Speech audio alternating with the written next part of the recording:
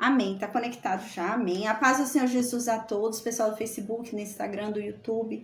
Pessoal do áudio, amém. Pessoal do Meet, amém. A paz do Senhor Jesus para Duda, para Jéssica, para Cida, para Eliane, para Maria Oliveira, Francisco, para Dona Maria, para Aline, para Edna, amém. A paz do Senhor Jesus a todos. Hoje a gente vai falar sobre um salmo, tá? É um salmo longuinho, né? Salmo 105. Então a gente vai ver só esse salmo, tá? Amanhã a gente vai falar sobre mais um salmo também, a gente vai ler mais alguns amanhã. E na semana que vem a gente vai começar a voltar para a história, né, para o momento histórico ali, porque vão começar a ter algumas guerras, a gente vai ver isso. Vai começar a ter uma sequência de guerras, né, a arca foi levada até Jerusalém, agora a arca está numa tenda em Jerusalém, né, e passa esse monte de salmo de exaltação a Deus, né, porque a arca agora está em Jerusalém, e Davi agora colocou essa incumbência, né, de ficar sempre levita, sempre sacerdote lá na tenda, onde está a arca em Jerusalém, para que eles exaltem o nome de Deus, cantem, né, fiquem lá com cânticos, falem salmos, né? Então a função desses levitas era isso. E provavelmente durante esse período Davi escreveu alguns salmos também que eles deviam falar lá também, né? Então o salmo de hoje é isso, é um salmo também que vai exaltar a Deus, vai exaltar a presença de Deus, né? Vai exaltar a Deus e vai exaltar o nome de Deus, vai exaltar tudo que Deus já fez, né? É um salmo que busca lembrar ao povo de Deus, né, que Deus é um Deus que não esquece do que ele promete, né? Esse salmo é isso, esse salmo é sobre lembrar o povo de que Deus, ele não mente.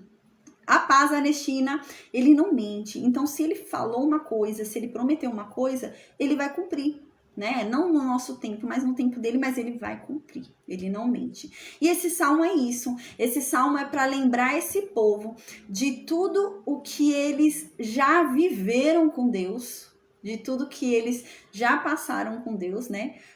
De todas as promessas que Deus fez sobre esse povo e que todas elas Deus cumpriu. Esse salmo é para isso. E é para fortalecer o entendimento desse povo de que esse é um Deus, né, que vale a pena você ficar com ele, cumprir o que ele diz. Os juízos dele são bons, né? O que ele diz, ele sabe o que ele diz, né? Ele tá falando porque ele tem conhecimento, né? Não é uma pessoa que tá falando, a paz, Adriano, não é uma pessoa que tá falando sem ter conhecimento daquilo, não. Esse salmo busca lembrar isso, que tudo que Deus fala é bom. Então, os juízos dele são bons. Então, se ele diz que isso é o melhor, é porque isso é o melhor, né? E se Deus diz que isso não é bom, é porque não é bom. Porque ele é o conhecedor de tudo, né? Ele é o especialista, né? Aquele especialista que chega em você e fala uma coisa, você não vai questionar a pessoa. A pessoa é especialista naquilo. E esse Salmo 105 é sobre isso. É sobre obediência e a consciência do Deus que se serve, né? A quem você serve. Então, esse Salmo 105 era para lembrar o povo de Israel, né?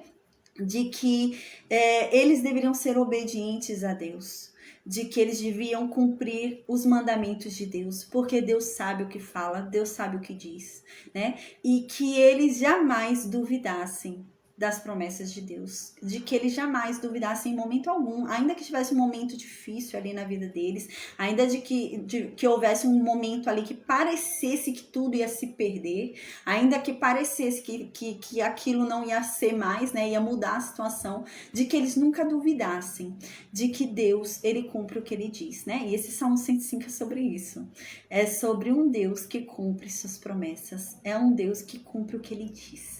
Então, se ele falou, ele vai cumprir. E é sobre isso o Salmo 105. É para lembrar esse povo de que tudo que Deus já falou, ele já cumpriu. E ele não vai mudar de ideia. Ele já entregou para esse povo a terra da promessa. Ele não vai tirar, ele não vai mudar de ideia. Mas esse povo precisa ser obediente. Esse povo precisa entender que Deus tem um bom juízo, que Deus sabe o que ele fala, que Deus sabe o que ele diz, né? Que a lei de Deus é boa. E eles precisavam entender isso. E esse Salmo 105, como a gente havia falado, né? Todo o Antigo Testamento, ele aponta para Cristo, né? A Bíblia inteira, a Escritura inteira, na verdade, aponta para Cristo.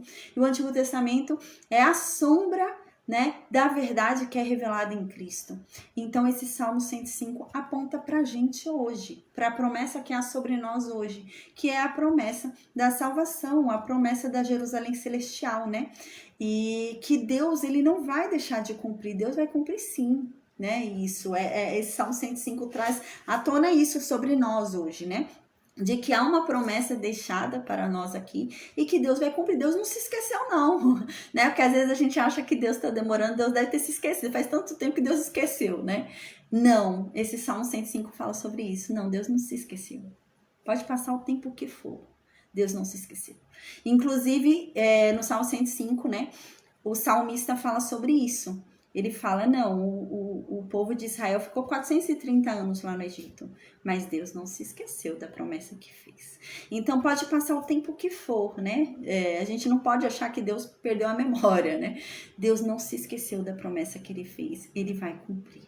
Né? E é sobre isso, mas requer uma obediência nossa, requer que a gente confie no juízo de Deus, requer que a gente confie no que Deus diz que é bom e no que Deus diz que é ruim, né? E a gente ande pelo caminho dele. Amém.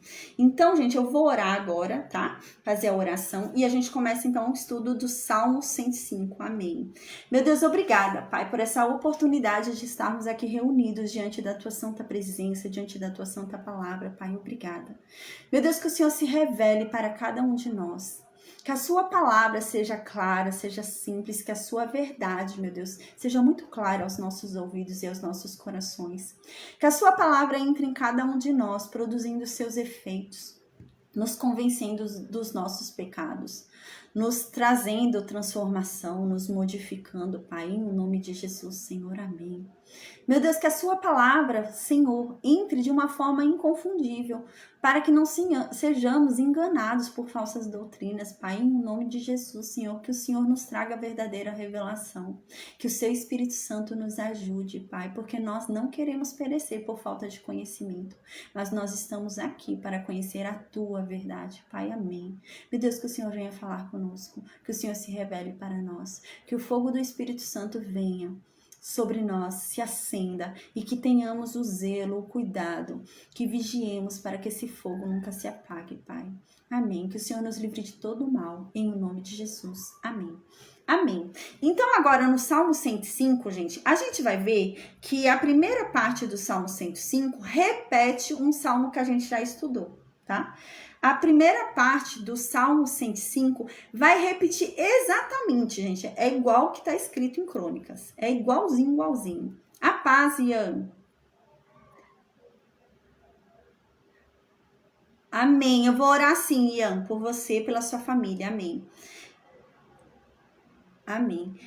Então, no Salmo 105, há uma repetição de um salmo que a gente já estudou, mas há uma inovação depois. Até o versículo 15, o salmista ele vai repetir todo o primeiro salmo de Davi. Lembra que a gente estudou o primeiro salmo de Davi? O primeiro salmo de Davi, quando a arca chega em Jerusalém, o primeiro salmo de Davi escrito para a arca, quando a arca chega em Jerusalém, o primeiro salmo que foi escrito para Deus, ali para aquele momento que a arca chegou em Jerusalém, aquele primeiro salmo está em 1 Crônicas, né, no primeiro livro de Crônicas, capítulo 16. Ali a gente estudou o primeiro salmo. Quando a arca chegou em Jerusalém, né, Davi escreveu esse salmo, né, para aquele momento. A arca estava ali entrando na tenda, a arca já ali na tenda posta, todo mundo ali alegre em volta da arca, né, vendo a arca ali na tenda dela. Então, Davi escreveu o primeiro salmo, quando a arca chegou, que foi o salmo que está no primeiro livro de Crônicas, capítulo 16. Agora, no Salmo 105, o salmista repete esse salmo que a gente estudou no primeiro livro de Crônicas, capítulo 16. Só que do versículo 16 em diante vem novidade, vem algumas coisas novas, ele acrescenta algumas coisas novas, tá bom? Então diz assim no versículo 1 do Salmo 105. Louvai ao Senhor e invocai o seu nome. Fazei conhecidas as suas obras entre os povos. Gente, quando a gente lê a Bíblia, a impressão que dá é o seguinte pra gente, que a gente vai começar a ver isso na semana que vem. A impressão que dá é que eles foram lá buscar a arca, né? Depois de 3 meses em Obed-Edom, eles foram lá, buscaram a arca chegou. E começou uma grande festa, porque a arca chegou, né? Então começa a ser feito vários salmos, vários cânticos, né? De exaltação a Deus, de exaltação à arca ali, né? Tudo, né? Então parece que passa esse momento assim, onde eles exaltam bastante a Deus, buscam relembrar bastante, né? Os feitos de Deus, e agora Deus tá ali, né? E então a gente vai ver na semana que vem que passa um período e começa a ter um tempo de guerra. Davi vai começar a guerrear com muitas nações. A gente vai começar a ver ali que vai ter guerra em várias nações vão querer guerrear com Israel. Agora que mudou o rei de Israel, várias nações vão querer vir ali guerrear com Davi. Então a gente vai começar a ver isso na semana que vem, né? Que vai começar esse período de guerra, onde Davi vai escrever salmos também, pedindo a proteção de Deus nessas guerras, para que Deus... Aí agora a gente vai começar a ver um salmo diferente de Davi. Porque a gente lembra, né? Quando Davi estava sendo perseguido por Saul, tem alguns salmos ainda que a gente vai estudar que acabou passando, e são salmos que era da perseguição de Saul. E a gente não estudou, mas a gente vai ver depois. Quando ele fala nos salmos sobre a perseguição de Saul, ele fala bem pessoal, né? São salmos bem pessoais. Agora, o salmo, quando é tempo de guerra, ele não vai falar um salmo pessoal, uma forma pessoal. Ele vai falar um salmo para que Deus olhe para o seu povo. Então ele vai falar para Deus abençoar o povo dele, né? Ele vai começar a falar no povo, vai começar a falar no plural ali, né? E a gente começa a ver alguns salmos assim, onde Deus pede, né, proteção por causa dessas guerras que vão começar a ter um monte de guerra. E no começo dessas guerras, gente, era no comecinho dessas guerras, a gente vai ver isso semana que vem. Era no primeiro ano de guerra, era no comecinho, estava começando a guerra contra o reino de Davi. Ele decide ficar no palácio. Era bem foi no começo, gente, do reino dele, foi no comecinho. E ele decidiu ficar no palácio, que é quando ele vai fazer o que ele vai fazer lá com Batseba e vai cometer o pecado, né? Que vai cometer e vai ter consequências sérias. Então é nesse período, né? A arca chegou, vai começar a ter um tempo de guerra, e no primeiro ano de guerra, ali no primeiro tempo de guerra, ele vai querer ficar no palácio, gente. Ele ali em estado ótimo para ir pra guerra, ele quer ficar no palácio juntando energia, né? Aí depois ele vai gastar a energia dele com Batseba, né? Porque ele ali com energia parada, em vez de ir pra guerra lutar, ele vai ficar no palácio. Então a gente vai ver isso semana que vem. Mas aí essa semana, hoje e amanhã, a gente finaliza esses salmos, que são os salmos de exaltação a Deus, exaltação ao nome de Deus, né? Glorificando a Deus, porque a arca está ali agora, né? Então eles começaram a entoar cânticos ali, alegres para Deus. Então a gente finaliza esses salmos essa semana. E semana que vem, então, a gente volta a estudar o livro de Samuel. E a gente começa a ver sobre as guerras e sobre Davi ter pecado. Então a gente começa a ver isso e começa a ver os salmos de Davi, porque agora a gente vai ver uns salmos diferentes depois que Davi peca. Ele vai fazer uns salmos diferentes depois, né? Porque até então os salmos de Davi eram sempre que ele era inocente, né? Ele não tinha, Deus podia sondar ele, que Deus podia observar bem ele, que Deus podia vasculhar, né? E depois muda, né? Ele começa a mudar o salmo dele, já fala que realmente ele é um pecador, né? Que ele sabe que ele é um pecador, mas que Deus tenha misericórdia dele, que Deus não se lembre do pecado dele, né? Mas que Deus se atente aos acertos dele e não aos erros, né? Então a gente começa a ver uns salmos diferentes ali, uns salmos mais humanos, né? Uns salmos mais realmente parecidos com o humano, né? Porque o humano é falho, o humano, né? É propenso a errar, e ele começa a fazer uns salmos assim, tá bom?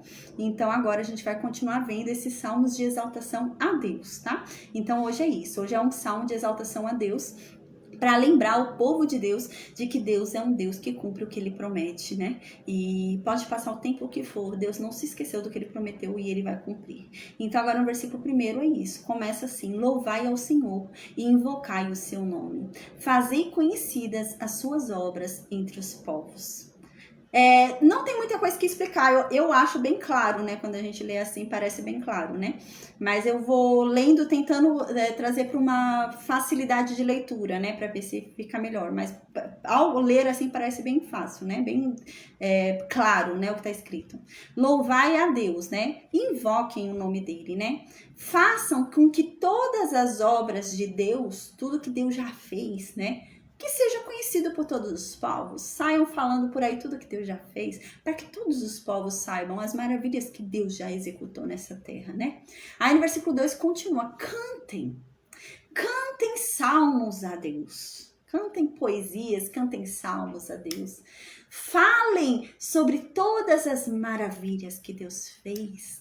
Falem sobre todos os milagres. Versículo 3. Glorifiquem o nome de Deus, né? Aqui eu falei até o versículo 15, ele vai repetindo tudo que estava no primeiro livro de Crônicas, né? Capítulo 16. Aqui é a mesma coisa, ele fala: gloriai-vos no seu santo nome, né? Então, realmente, gloriai-vos no seu santo nome, né? Ou então, se gloriem, né? Ou se sintam, né? Se achem, né? Como eu havia falado no primeiro livro de Crônicas, capítulo 16, Davi está querendo dizer isso. Se achem, se sintam mesmo, né? Se sintam no nome de Deus. Se sintam que vocês têm um Deus que tem um nome poderoso, é um Deus poderoso. Se sintam mesmo, né? Então, não cantem músicas modestas. É isso que Davi está querendo dizer. Não, cantem músicas mesmo para exaltar o nome de Deus, porque ele tem que ser exaltado. Então, aqui ele continua no versículo 3. Alegre-se o coração daqueles que buscam ao Senhor. Versículo 4. Buscai ao Senhor e a sua força, né? Você vê que é a mesma palavra, gente. O que está escrito no primeiro livro de Crônicas, capítulo 16, até o versículo 15 aqui é igual, é a mesma coisa, né? Do versículo 16 em diante muda, mas até o versículo 15 é a mesma coisa, é repetido, né? Aí no versículo 4 repete o que está escrito lá no capítulo 16 do primeiro livro de Crônicas. Diz: então busquem a Deus, né? Busquem a força de Deus, né? E busquem andar continuamente na presença de Deus. Busquem andar continuamente face a face com Deus, ali junto com Deus, né? Versículo 5. Lembrem-se das maravilhas que Deus já fez. Lembrem-se dos milagres, das coisas grandiosas. E lembrem-se também dos juízos que saíram da boca de Deus. Lembrem-se também de tudo aquilo que Deus falou que vocês não deveriam fazer. Lembrem-se também de tudo aquilo que Deus falou que vocês poderiam fazer e que o alegraria, né? Lembrem-se dos juízos de Deus, do que Deus falou que é certo, do que Deus falou que é errado, do que Deus falou que é bom, do que Deus falou que é mal. Se lembrem disso, né? Versículo 6 continua: porque vocês são semente de Abraão, né? O servo, né? Seu servo, o servo de Deus, né? Vocês são filhos de Jacó, os escolhidos de Deus. Deus escolheu vocês. Então, no versículo 7 continua: ele, Deus, é o Senhor nosso Deus, e os juízos dele estão sobre toda a terra. Foi o que a gente falou na aula passada, né? Estão sobre toda a terra, né? Inclusive sobre quem não acredita nele, né? Às vezes o ateu fala: não acredito nesse Deus. Tá, não tem problema, você acredita, você não precisa acreditar nele. Mas você vai ser julgado por ele. O juízo dele te alcança, né? No grande dia, né? Até aquele que não crê, até aquele ateu o satanista, né? Todos vão ser julgados por Deus. Por quê? Porque o juízo de Deus alcança a todos. Até aquele que não crê nele vai ser alcançado pelo juízo de Deus. Então, no versículo 8, continua: Deus se lembrou da sua aliança para sempre. Deus nunca se esqueceu da aliança que ele fez. E agora é a mesma coisa, tá? Na aliança da graça, né? A gente vai ver no Novo Testamento, os apóstolos dizem isso. Porque vai passar um tempo na história que eles vão começar a achar que Jesus já voltou, ou que Jesus se esqueceu, não vai voltar mais, né? E os apóstolos falam: não, Deus não se esqueceu. Gente, vai acontecer. E Deus vai dar alguns sinais para a gente saber. A gente vai falar sobre isso mais pra frente. Vai ter alguns sinais. A gente vai começar a ver quando estiver perto, né? A gente vai começar a entender pelos sinais. A gente vai falar: tá perto, tá chegando. Vão ter sinais, né? Então, aqui é sobre isso. Deus se lembra da sua aliança para sempre. Ele nunca se esqueceu, né? Às vezes a gente fica pensando: nossa, mas tá demorando. É isso que vai acontecer no Novo Testamento. No Novo Testamento vai acontecer, né? Que eles vão achar que tá demorando muito para Deus voltar, para Jesus voltar. Então eu falo: então eu acho que na verdade Jesus já voltou. Jesus já voltou, deve ter ressuscitado os mortos, e a gente é os que fomos condenados. Estamos aqui na terra condenados. E os apóstolos falam, não, gente, vocês não entenderam nada. Vocês estão vendo algum sinal? Nenhum sinal aconteceu ainda. Tem tantos sinais, olha os sinais que vão acontecer. Depois desses sinais ainda vai ter o anticristo. Vai ter ainda o anticristo. Vai passar ainda, né, o tempo de paz. Depois vai começar o tempo ali, né, da tribulação. Então, Jesus vem, calma, né? E ele começa a explicar tudo, né? Porque parece que tá demorando tanto que a gente começa a achar que Deus esqueceu, né? E é assim também na vida da gente, né? Às vezes Deus promete alguma coisa na nossa vida, tá demorando tanto para aquilo acontecer na nossa vida que a gente fala, acho que Deus esqueceu. Deus esqueceu de mim, Deus esqueceu da promessa que é sobre minha vida, né? Deus nunca se esquece. É isso que tá dizendo no versículo 8. Deus nunca se esquece. Deus lembra da aliança que ele faz para sempre. Deus se lembra do que ele promete para sempre, né? Então aqui continua. Lembrou-se da sua aliança para sempre, da palavra que mandou a milhares de gerações. Uau, né? Então ele se lembra da palavra que ele deu para várias gerações. Não foi uma promessa que ele deu apenas para uma geração. Ele deu essa promessa para várias gerações. Ele deu essa promessa para Abraão. Deu essa promessa para a geração de Isaac, para a geração de Jacó, para a geração de Israel, para a geração de Paulo, para a geração de Pedro e para a nossa geração. E ele não se esquece dessa palavra que ele vem dando de gerações em gerações, né? É isso que está dizendo aqui no versículo 8. No versículo 9, então, continua, né? Palavra pela qual Deus fez aliança com Abraão. Deus fez aliança com Abraão por meio dessa palavra, dizendo que em Abraão todos os povos seriam abençoados, que é a palavra da salvação.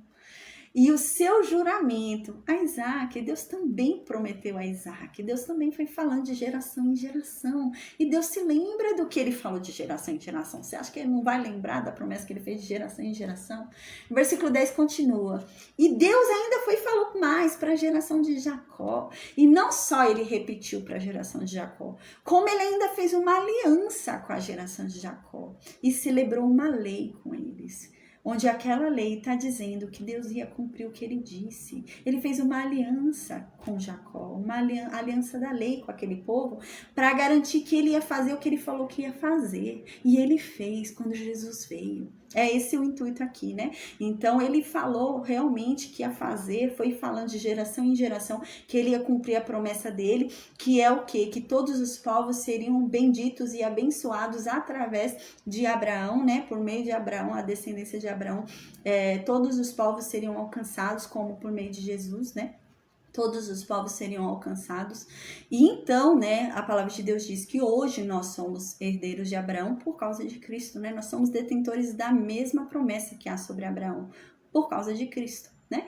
Então aqui diz no versículo 10 isso, Deus não esqueceu, ele passou de geração a geração essa promessa, e em Jacó ele ainda fez uma aliança ainda maior, foi a aliança da lei. Por meio da aliança da lei, ele queria confirmar que ele ia cumprir aquela promessa, que ele mandaria sim, né, uma semente que salvaria os povos, né?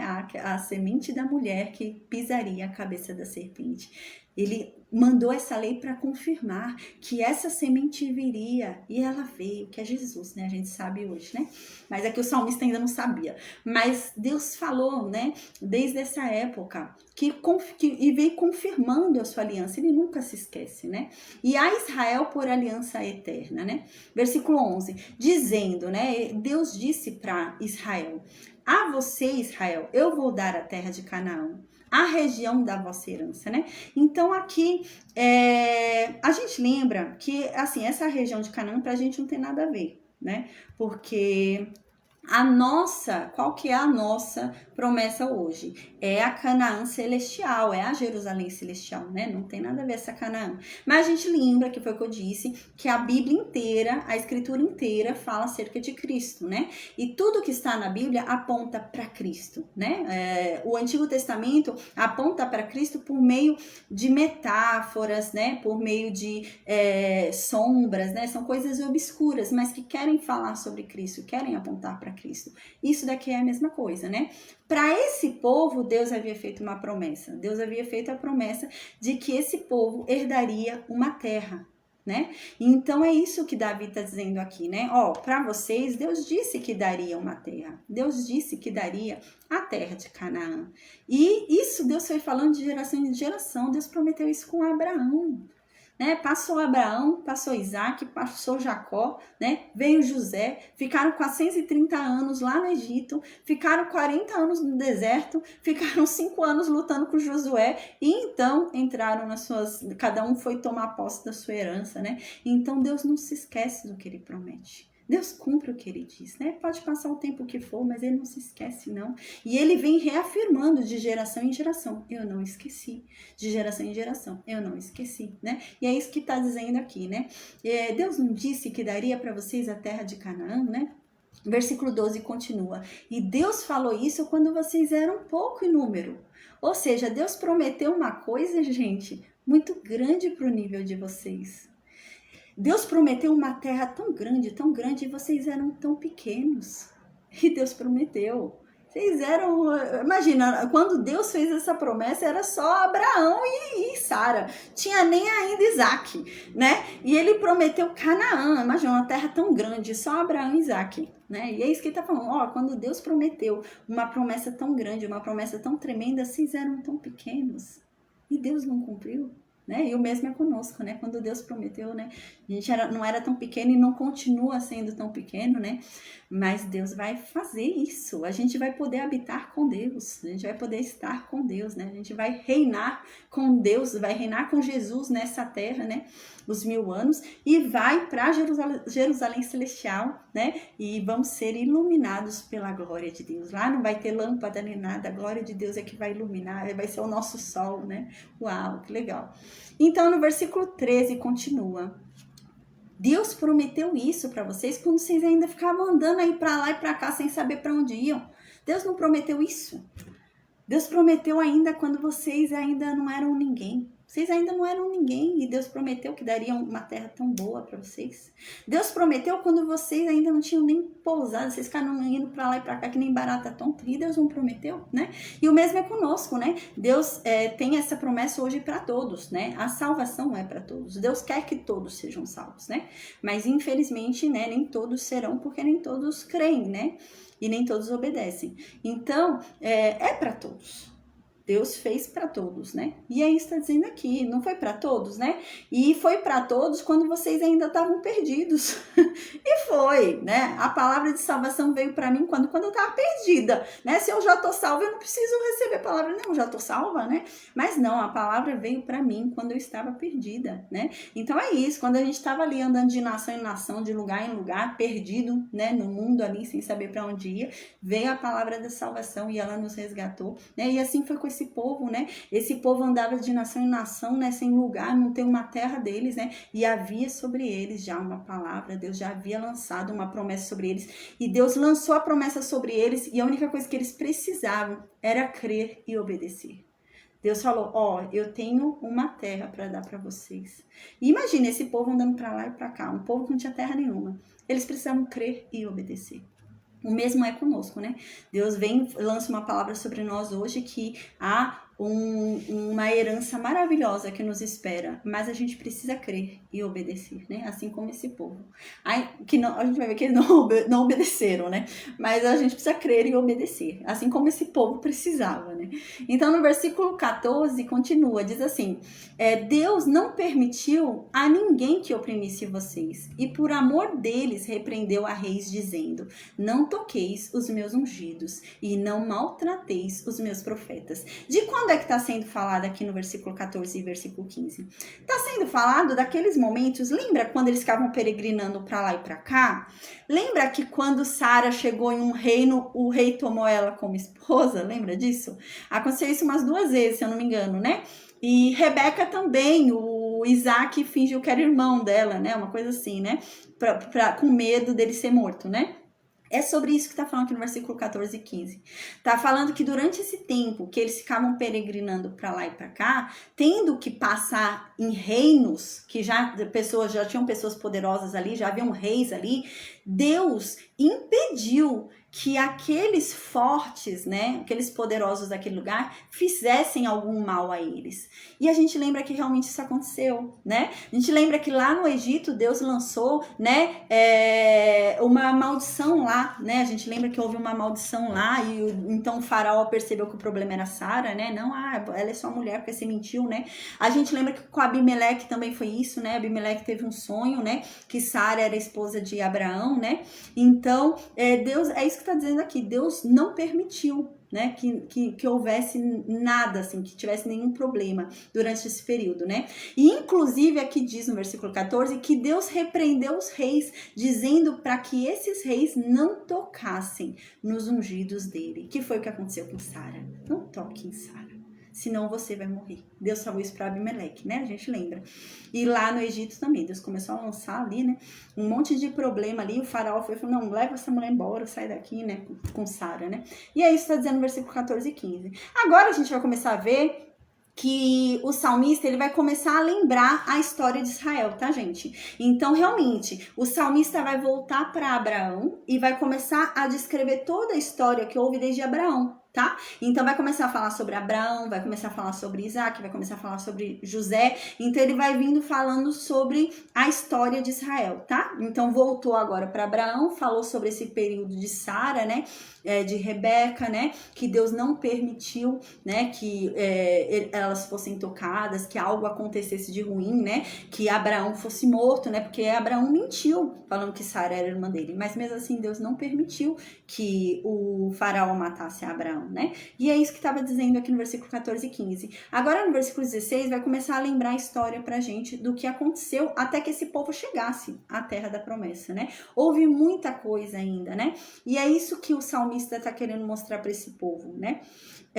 Durante a palavra dada, né? Durante a entrega da promessa, que foi com Abraão, até o cumprimento da promessa, né, ali depois de Josué, até esse tempo onde cada um entrou na sua herança, muita coisa aconteceu. Muita coisa aconteceu. Tiveram momentos muito ruins, né? E é isso que o salmista está querendo dizer aqui. Apesar de todo esse percurso, né, nunca saiu do controle de Deus. É isso que o salmista está querendo dizer. Vocês precisam entender. Porque assim, gente, há uma certa preocupação, né? É um povo muito grande agora. E esse povo precisa confiar em Deus. Porque senão esse povo vai começar a adorar outros ídolos. A gente lembra que no tempo de Saul já adoravam, né? E esse povo vai começar a ter problema. A gente lembra que a Mical, né, para esconder ali que Davi fugiu, ela colocou um ídolo na cama fingindo que era Davi, né? Então já estava tendo uma corrupção, né? Então havia um esforço muito grande de lembrar esse povo do Deus deles, né? De quem é Deus, do que Deus fez por eles, né? E que eles não precisavam se preocupar. Gente, se o negócio ficar feio, se alguém vier, né, e começar a ter um tempo de guerra, se começar a ter um tempo de seca, um tempo de fome, não se preocupem, confiem em Deus, porque isso já aconteceu outras vezes, mas Deus não perdeu o controle.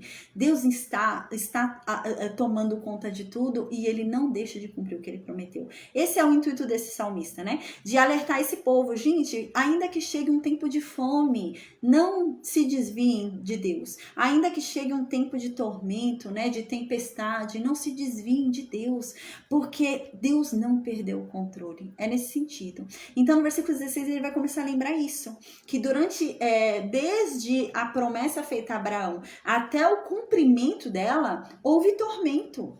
Né? Houve tormento, houve tempo de fome, né? Houve perseguição, houve um monte de problema, mas Deus nunca perdeu o controle e Deus cumpriu o que ele prometeu. E é esse o sentido do salmista, gente, continua com Deus, que vale a pena, até no meio do tormento, até no meio da tempestade, né?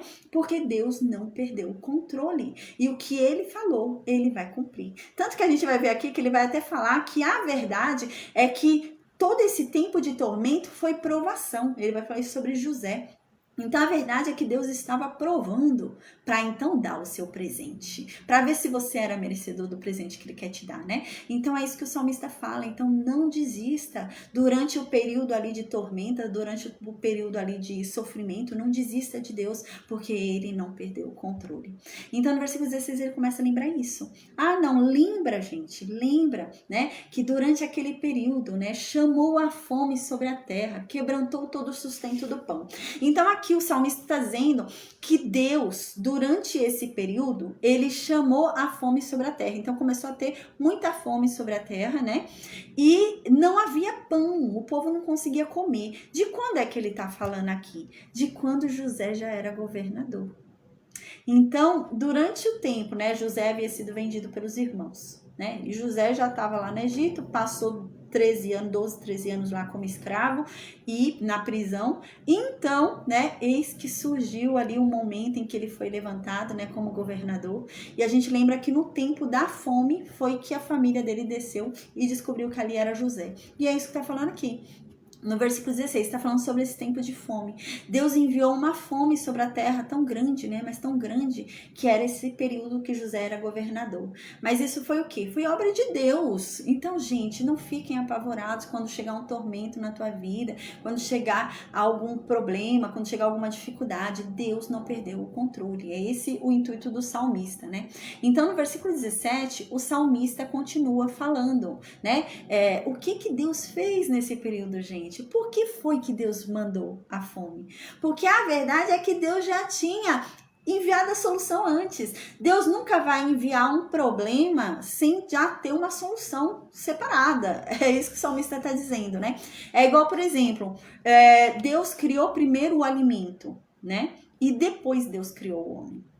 Deus não criou o homem primeiro para o homem precisar comer e não ter comida, né? Deus criou primeiro o alimento e depois o homem. Então, o homem conseguia se alimentar. E é a mesma coisa aqui.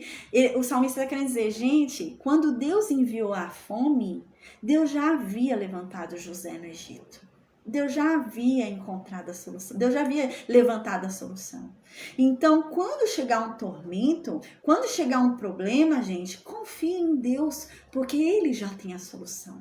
Deus não perdeu o controle. É esse o intuito do salmista aqui, né? E no versículo é muito bonito se realmente esse povo ouvisse isso, mas infelizmente a gente vai ver que não vão, né? Eles não vão entender isso, né? E eles vão começar, no tempo de dificuldade, eles vão começar a falar, talvez se a gente chegar com outros deuses, eles ajudem o nosso Deus, né? Eles vão começar a pensar assim. E vai ser o erro deles, a gente vai ver, né? Então, no versículo 17, o salmista começa a explicar isso. Deus mandou a fome, por quê? Porque ele já tinha solução. Porque ele já tinha mandado um homem lá. José já estava lá como governador. Aí no versículo 17, agora ele começa a lembrar a história de José pro povo, né, gente? Faz muito tempo. Faz muito tempo a história de José aqui. Muito tempo mesmo, né? Muito mesmo. Imagina, a gente lembra aqui de um juiz que a gente estudado já fazia 300 anos, né? Da época do deserto, mais 430 do Egito. Nossa, faz muito tempo. Faz mais de 1000 anos aqui, eu acho, né? Então faz muito tempo. Então aqui ele começa a lembrar agora a história de José. Ele fala no versículo 17: mandou perante eles um homem, José, que foi vendido por escravo. Vocês lembram? José, ele havia sido vendido como escravo. E José era a solução, o escravo, né? Ele havia sido vendido como escravo pelos irmãos, mas ele era a solução que Deus estava levantando. E no versículo 18 diz mais: nos pés desse homem tinham grilhões. Ele estava preso, acorrentado. Ele era um prisioneiro, esse homem. Ele era um escravo, depois foi um prisioneiro, acusado de estuprador ainda, né? Ele foi colocado em ferros. Ele era tratado como um animal. Mas Deus levantou esse homem. No versículo 19 continua: até que então,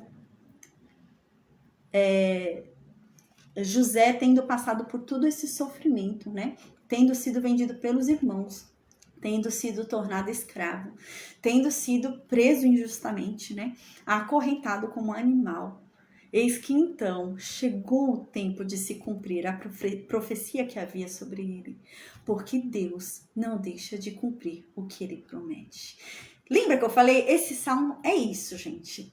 O salmista quer falar sobre isso. O salmista está querendo dizer, gente, não importa o que aconteça, não importa o que haja, Deus cumpre o que ele diz. Se ele falou, ele vai cumprir. Não importa o que aconteça, não importa o caminho, não importa o que está acontecendo, Deus vai cumprir. Foi assim na vida de José. José foi vendido como escravo. José foi preso injustamente. José estava acorrentado como um animal. Mas quando chegou o momento certo, Deus cumpriu sobre ele a palavra que havia dado. Uau, né? Aí aqui diz, a palavra de Deus o provou. Mas durante esse período, a própria palavra que estava sobre ele estava provando ele. Sabe o que está querendo dizer aqui? José sabia que havia uma promessa sobre ele. José sabia que havia uma palavra sobre ele. E essa palavra era o que provava ele. Por quê? Porque esse homem sabia que ele tinha uma palavra de que ele ia governar a família dele, né? Ia governar sobre o pai, sobre os irmãos. E esse homem estava escravo. A palavra que ele tinha, a promessa que ele tinha sobre ele é o que provava ele, era o impossível. Não, como assim? Né? A própria aprovação dele era a promessa que estava sobre ele. E depois esse homem foi acorrentado. Imagina esse homem como um animal acorrentado, não tinha liberdade de andar, de passear, de fazer nada. Ele acorrentado, os pés acorrentado ele, e sobre ele estava uma promessa de que esse homem ia governar. E a aprovação dele era essa palavra que estava sobre ele. Era ele continuar crendo nessa palavra, ainda que tudo dissesse não. Uau, né? Que extraordinário. Nossa, ele foi provado pela própria promessa que estava nele. É bem assim, né, gente? Deus vai e lança uma promessa de que a pessoa vai ter filho. Aí a pessoa descobre um problema no hospital, né, que não pode ter filho. É isso. A pessoa está sendo testada pela própria palavra que está sobre ela. E é sempre assim.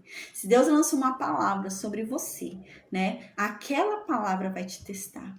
Né? Porque é essa questão, você tem que confiar que Deus é fiel para cumprir o que ele diz, né? Não importa a circunstância, não há quem impeça Deus de cumprir os planos dele. A gente vê isso em Jó, né? Uau, amém. Então, no versículo 20, continua.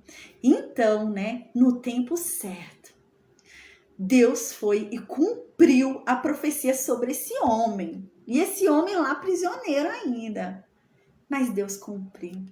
Então, o rei, o faraó, né, mandou soltar esse homem que estava preso. Porque Deus mandou. Deus falou, não, agora você vai lá soltar ele, porque chegou o tempo dele ser exaltado. Uau, que da hora. Porque ele creu na promessa que estava sobre ele. Então, aqui continua. Então, o governador dos povos o soltou. O fez soltar o governador dos povos e o soltou. Então, gente, Faraó fez esse homem que era escravo, que andava com ferros, que foi humilhado 13 anos. Fez esse homem virar o senhor da casa dele, o mais alto do reino. E fez governar sobre toda a sua fazenda, sobre todos os seus bens, né? E colocou todos os príncipes que haviam na terra debaixo de José. Uau! Chegou o momento de exaltar José, porque José creu na palavra que estava sobre ele, ainda que tudo dissesse não. E então, Deus levantou José para ensinar sabedoria até mesmo para os anciãos. O homem que era desprezado, o homem que estava acorrentado, estava lá nos grilhões, né? E foi muito humilhado, né? A gente falou sobre isso quando a gente estudou sobre José. A prisão era subterrânea, né? E eles faziam as fezes, tudo ali na cela, tudo solto, gente. E rato andava no meio, sabe? Era essa situação. E esse homem ficou assim, inocente. E não deve ter se tratado bem também, porque ele foi acusado de estupro, né? Então, imagina, um estuprador. né? E ainda da mulher, ainda do chefe ali do exército de Faraó, né? Então, ele deve ter apanhado, deve ter sofrido. Então agora chegou o momento dele ser exaltado por Deus, porque ele não deixou de crer na palavra que estava sobre ele. Então no versículo 23 diz que então, né, houve esse tempo de fome, houve esse tempo de seca. Os irmãos de José foram lá, a gente lembra. Então viram que era José, então eles se entenderam, né? O pai dele soube que ele estava vivo. Então Israel entrou no Egito. No versículo 23 diz. Então, diz que Jacó e toda a sua família foi morar no Egito. Então, diz aqui, e Jacó peregrinou na terra de Cã, né? Egito é a terra de Cã, né? A descendência de Cã, né? Uma parte dela foi habitar no Egito, né? Então, o Egito foi populado, né? Cresceu, né, com quem? Com a descendência de Cã. Então, os egípcios ali são o quê? Descendência de Cã. Então, por isso que aqui tá falando no versículo 23, terra de Cã, porque os egípcios eram descendentes de Cã, tá? Então, agora, Israel, ele começou a morar como estrangeiro, né? Israel, a nação, né? Toda a descendência de Jacó. Começou a morar ali no Egito como estrangeiro, né? Ali nas terras de Cã, na terra da descendência de Cã. Aí no versículo 24 começa a lembrar então o que aconteceu, né? Até o cumprimento da promessa, que é a chegada em Canaã. Versículo 24 diz: então Deus fez aumentar aquele povo de uma maneira extraordinária. De 70 virou milhões. Virou um número extraordinário. Então, aqui no versículo 24 diz isso. Então, aumentou o seu povo. Deus começou a aumentar o povo dele de uma grande maneira. E acabou fazendo com que Israel fosse mais poderosa do que os seus inimigos. Que foi quando a gente lembra, o faraó ficou doido do Egito, né? E falou, não, esse povo é mais forte do que a gente. Se eles tiverem consciência disso, eles vão tomar nossa terra. Então, vamos tornar eles escravos. Né? Então, foi quando isso aconteceu na história, né? Ele tá lembrando aqui. Que quando, vendo que não resolveu, né? Aumentando a carga de serviço, a gente lembra que começou com uma carga de serviço, não resolveu, eles começaram a matar as crianças. Lembra? Tinha que jogar no Rio Nilo ali para as crianças serem mortas, né? Então, foi quando começou isso, né? Então aqui diz isso, que Deus começou a fazer Israel aumentar, crescer na terra de Cã, começou a crescer no Egito. E então Deus fez com que Israel se tornasse mais forte do que o Egito. Então no versículo 25 continua e diz, então Deus virou o coração dos egípcios, para que eles começassem a odiar os israelitas, e para que eles então começassem a tratar os israelitas como servos. Então, foi Deus que começou a mudar o coração dos egípcios para que os egípcios começassem a oprimir os israelitas, né? Para que então Deus pudesse cumprir a promessa que estava sobre aquele povo. Havia uma promessa sobre o povo de Israel, que eles herdariam a terra de Canaã. Mas eles chegaram no Egito e eles estavam tranquilos. Eles falaram, não, eu tenho minha terra, moro em Gósen aqui, tô de boa, tô tranquilo, tenho minhas coisas, não tem por que eu sair, né? Parecia que eles estavam bem o comércio no Egito, né? Então eles eram fortes, querer sair do Egito. E então Deus força eles a querer sair dali, né? Então Deus começa a lançar uma situação difícil para que eles sejam impulsionados a chegarem onde Deus quer que eles cheguem, para receber a promessa. Uau, olha como o salmista está falando sobre isso, né? Sobre encorajamento, sobre você crer que Deus é capaz de cumprir o que ele promete, de que Deus não perdeu o controle, haja o que houver, seja qual circunstância for, né? E inclusive Deus se utiliza da circunstância às vezes, né? Ele te oprime ali, usa daquela circunstância para te forçar a chegar ao nível que ele quer que você chegue, né? Te forçar a chegar e alcançar a promessa que estava na tua vida, né? E é o que aconteceu com esse povo. Se Deus não tivesse levado o coração dos egípcios a mudar, a endurecer, a odiar o povo de Israel, Israel nunca teria saído do Egito. Israel teria ficado lá no Egito, era cômodo para eles, era bom, né? Então eles só saíram do Egito porque eles começaram a ser forçados, serem oprimidos ali, né? E é isso que o salmista está querendo falar para esse povo de Israel. A gente lembra que há um intuito disso tudo está sendo escrito, né? Então há uma mensagem a ser dada. Ele não está só lembrando de uma história, ele está querendo passar uma mensagem para alguém. Então, o que ele está querendo dizer aqui? Ele está querendo dizer o quê? Gente, haja o que houver, confie em Deus. Deus não perdeu o controle. Deus é fiel para cumprir o que ele diz. Às vezes, a dificuldade chega porque realmente é a dificuldade que vai te impulsionar a chegar onde ele prometeu. Foi assim que aconteceu com Israel. Então esse é o intuito do salmista, de encorajar esse povo na hora da dificuldade. E é o problema que vai acontecer, a gente vai ver. O problema vai acontecer isso, na hora da dificuldade, esse povo, né, vai acabar, né, se corrompendo, indo para outros deuses, né? E é isso que o salmista não tá querendo garantir que o povo não faça, né? Na hora da dificuldade, gente, confia, porque às vezes essa dificuldade foi lançada realmente para ser o trampolim. É essa dificuldade que vai fazer você chegar até a promessa. Não desista, né? Então, no versículo 26, o salmista fala, então Deus, gente, mandou um alívio para esse povo. Deus não deixou esse povo ser oprimido sem uma resposta. Deus não queria que esse povo fosse oprimido eternamente. Era uma coisa provisória, até que se cumprisse a promessa. Então Deus já havia preparado Moisés. Deus já havia separado a Moisés, porque Deus não queria, Deus não tem prazer, Deus não é masoquista, né? Deus não tem prazer em ficar vendo o sofrimento do outro.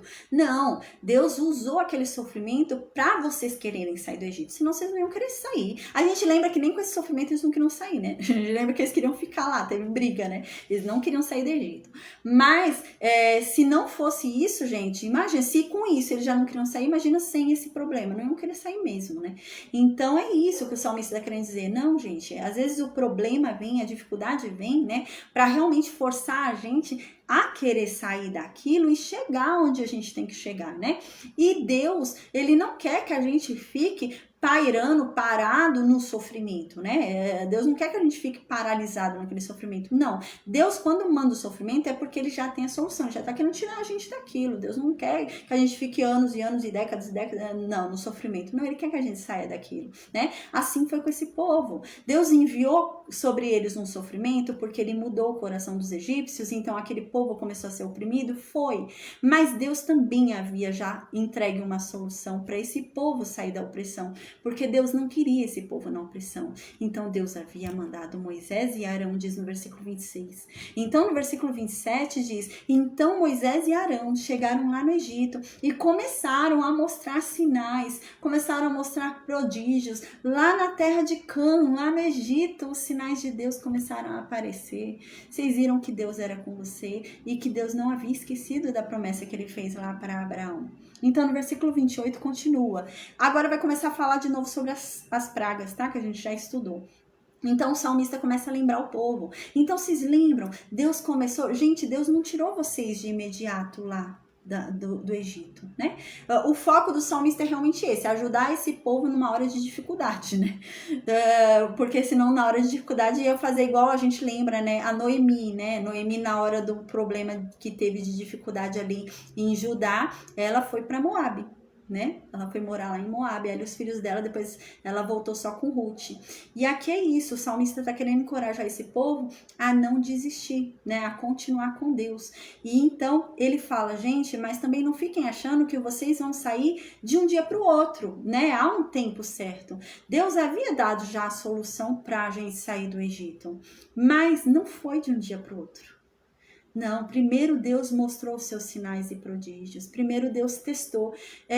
Eu creio que aquelas pragas não tenham sido só para o Egito. A gente até falou sobre isso na época. Não foi só para o Egito aquelas pragas. Foi para Israel também. Porque Israel também precisava se convencer do Deus que eles tinham. Porque eles já não lembravam mais. Eles achavam que eles eram egípcios.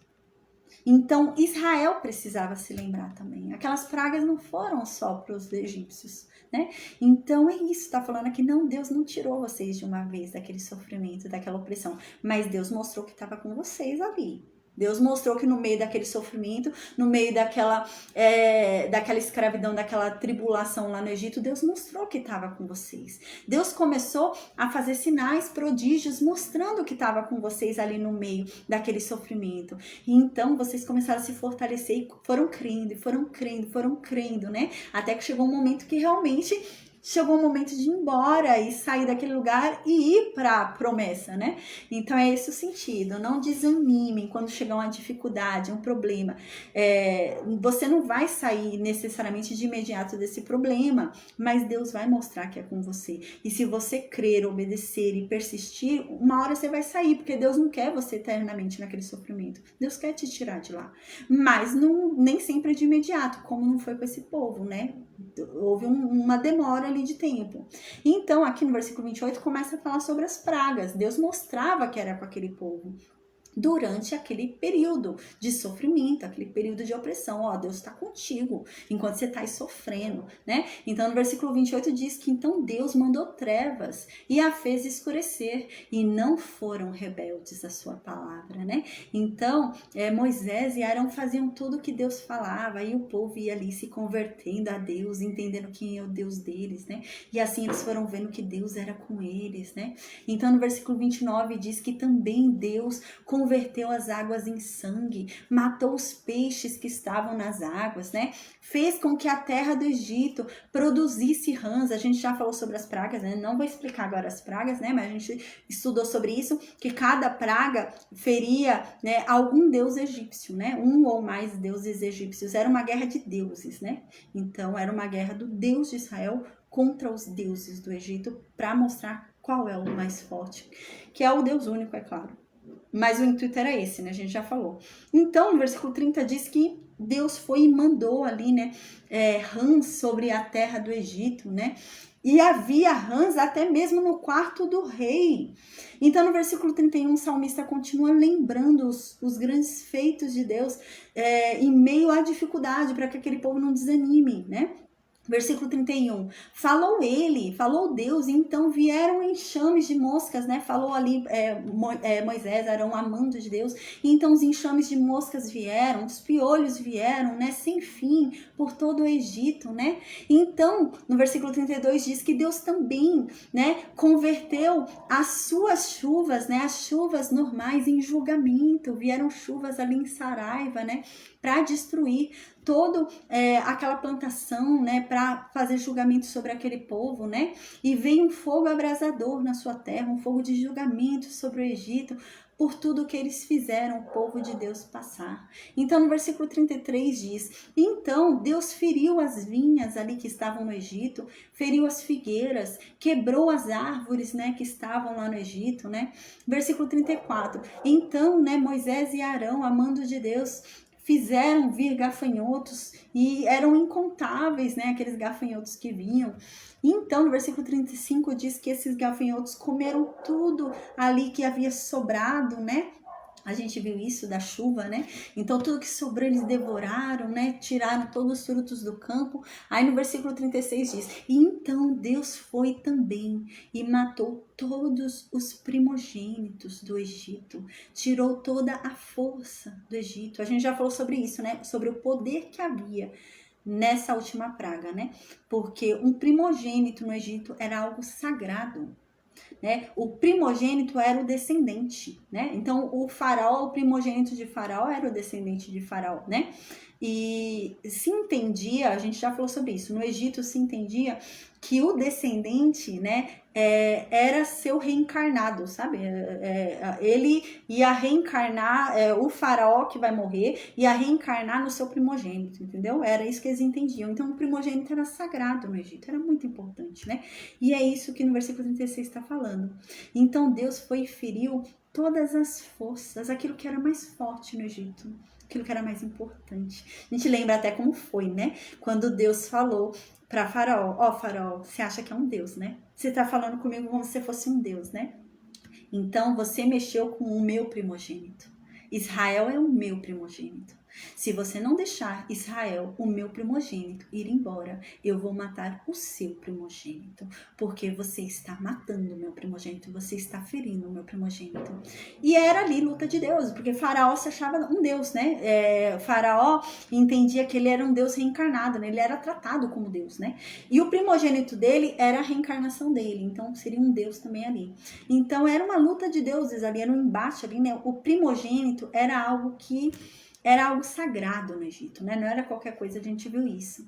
Então, no versículo 37, diz que então, depois de tudo isso, Deus fez o povo de Israel sair do Egito, mas não foi de mãos vazias. O povo de Israel saiu do Egito com ouro, com prata. E entre todas as tribos de Israel, não havia um só doente, não havia um só fraco. E não havia ninguém ali desfalecido. Todos estavam fortes e animados, né? A gente lembra que eles realmente saíram ricos, né? Porque o Egito começou a dar presentes para ele. Tudo que eles pediam, o povo dava. Ah, quer ouro? Toma.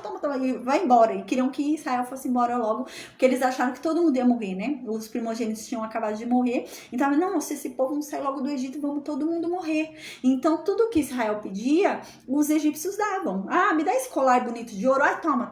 E dava tudo, né?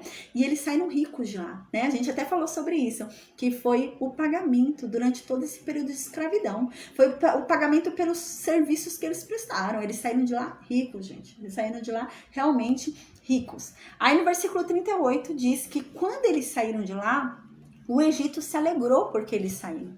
O Egito ficou feliz porque eles saíram, né? Porque eles já estavam com medo. A gente viu isso também, né? A paz linda, a gente viu isso também, né? Que eles estavam com medo dos egípcios.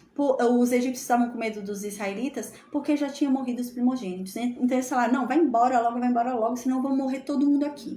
Então eles ficaram felizes quando Israel foi embora. E então no versículo 39, o salmista continua lembrando para aquele povo, para que aquele povo confie em Deus no meio da dificuldade, seja lá o que for, Deus não perdeu o controle. Então o salmista fala, gente, vocês lembram? Deus, ele estendeu uma nuvem como uma cortina. A nuvem era como uma cortina guiando a gente, protegendo a gente ali. Não a gente, porque a gente lembra que essa geração não é essa que passou no deserto, tá? Mas falando das gerações anteriores que passaram por isso, né? Deus, ele estendeu uma nuvem para proteger e guiar o seu povo. Era uma coluna de nuvem, era como uma cortina. E também Deus mandou fogo para iluminar a noite ali durante o deserto. Versículo 40. Lembrem-se, os nossos antepassados, quando tiveram na dificuldade, eles oraram a Deus com fome e Deus enviou codornizes para eles comerem. Deus enviou para eles pão que caiu do céu. Deus enviou maná para eles, gente. Não se esqueçam. Versículo 41, o salmista continua falando. Deus abriu a rocha para fazer sair a água dela quando esse povo estava com sede. E essas águas corriam pelos lugares secos. A gente se lembrem disso, né? Aquele povo olhava, era um lugar seco, uma rocha seca, e a água jorrando como um rio daquilo seco. Então, no versículo 42, aqui o salmista fala, por que foi que Deus fez tudo isso? Porque Deus se lembrou da sua santa palavra. Porque Deus não esquece o que ele diz. Porque Deus não esquece o que ele promete. Deus cumpre o que ele diz. Então, no versículo 42, o salmista diz isso. Por que foi que Deus fez tudo isso? Porque Deus se lembrou da palavra santa que ele deu para Abraão.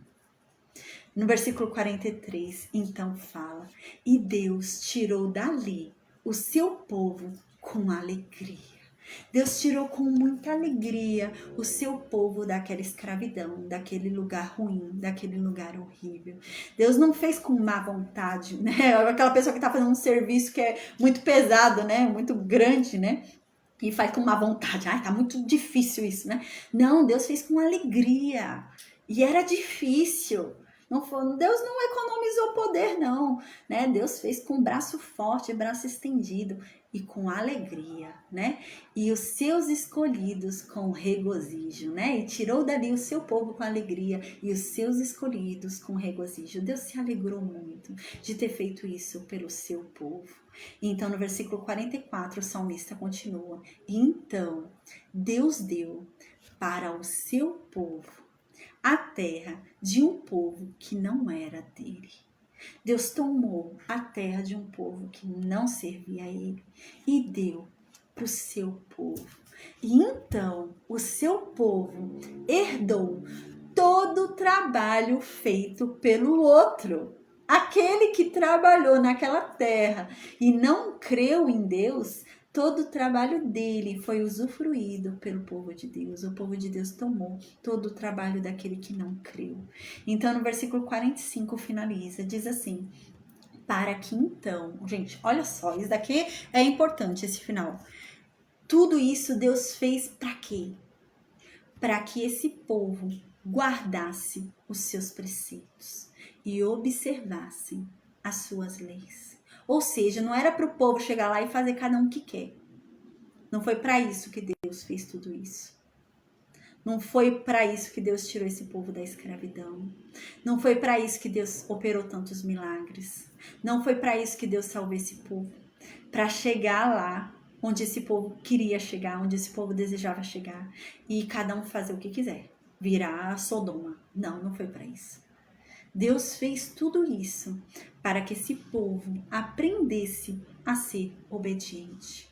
Para que esse povo aprendesse a confiar nele, para que esse povo aprendesse a ouvir a sua voz e confiar nos seus juízos, entender que o que é certo, o que é errado e querer agradar a Deus, né? Fazer a vontade de Deus, realmente cumprir a vontade de Deus.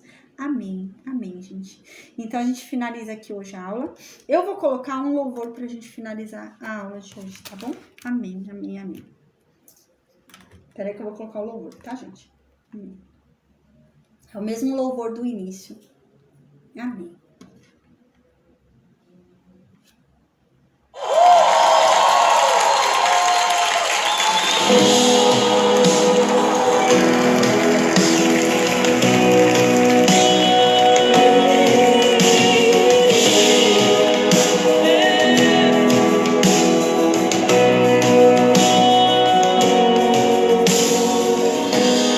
Deus de Abraão, sei que nunca quebrará.